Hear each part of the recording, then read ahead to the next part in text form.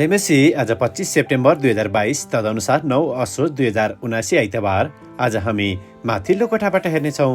आजको शीर्षक छ सधैँ समयमा। आज हामी परमेश्वरको वचन यसैया 55 को 8 देखि 13 सम्म पाठ गर्नेछौँ। किनकि मेरा विचारहरू तिमीहरूका विचार होइनन् र तिमीहरूका चाल मेरा चाल होइनन्। परमप्रभु भन्नुहुन्छ, जसरी आकाश पृथ्वीभन्दा अग्लो छ त्यसरी नै मेरा चाल तिमीहरूका चालभन्दा र मेरा विचार तिमीहरूका विचारभन्दा अलगा छन्। जसरी वृष्टि र हिउँ आकाशबाट झर्छ र त्यतैतिर फर्केर जाँदैन, तर जमिनलाई भिजाएर बाली उमार्छ र छर्नेलाई बिउ र खानेलाई भोजन दिन्छ, त्यसरी नै मेरो मुखबाट निस्कने मेरो वचन पनि हुनेछ। त्यो म कहाँ व्यर्थै फर्कने छैन, तर मैले इच्छा गरेको काम त्यसले पुरा गर्नेछ र जुन कामको निम्ति म त्यसलाई पठाउँछु त्यसमा त्यो सफल हुनेछ। आमेन।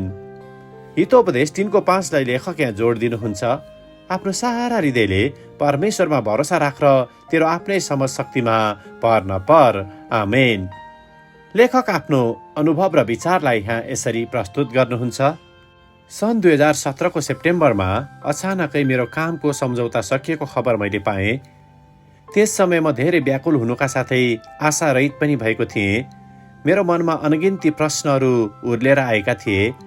कम्पनी 1 वर्षको लागि बन्द हुँदा अब मैले नयाँ काम कता खोज्ने, मेरो परिवारको पालन पोषण कसरी गर्ने, यस्तो अवस्थामा मलाई कसले सहायता गर्छ होला।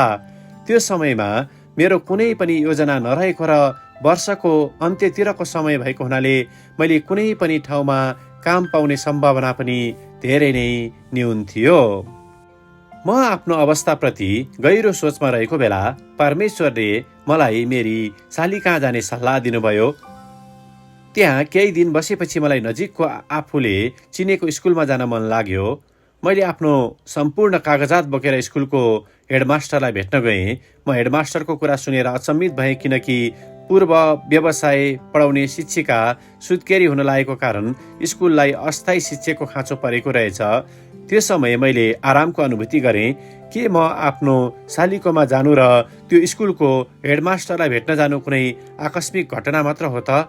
मलाई थाहा छ यो पक्कै होइन।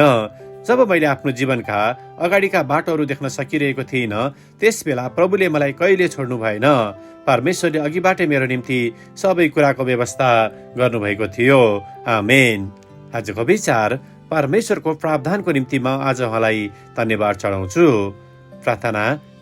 सबै ज्ञान र बुद्धिका परमेश्वर, हामी आफ्नो योजनामा असफल हुँदा हामीलाई स्थिर हुन सिकाउनुहोस्। हामी सधैँ तपाईँको बुद्धिमा भर पर्न स्मरण गराउनुहोस्। येशूको नाममा आमेन। आजको लेखक से आमिन, दक्षिण अफ्रिका। आजको प्रार्थनाको विषय शिक्षकहरूका निम्ति।